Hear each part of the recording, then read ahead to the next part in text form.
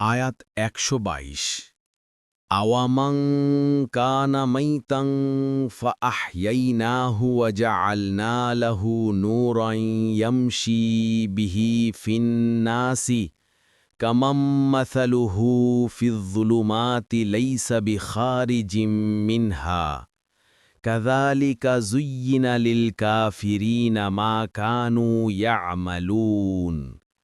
অনুবাদ: যে ব্যক্তি মৃত ছিল, যাকে আমরা পরে জীবিত করেছি এবং যাকে মানুষের মধ্যে চলার জন্য আলোক দিয়েছি, সে ব্যক্তি কি ওই ব্যক্তির ন্যায় যে অন্ধকারে রয়েছে এবং সেখান থেকে আর বের হবার নয়?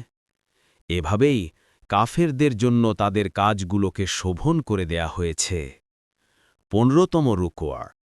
পরবর্তী তাফসিরে যেতে ভিডিওটি শেষ হওয়ার পূর্বেই এই বক্সে ক্লিক করুন। ভয়েস বা উচ্চারণে অনিচ্ছাকৃত ত্রুটি ক্ষমাসুন্দর দৃষ্টিতে দেখবেন ইনশাআল্লাহ।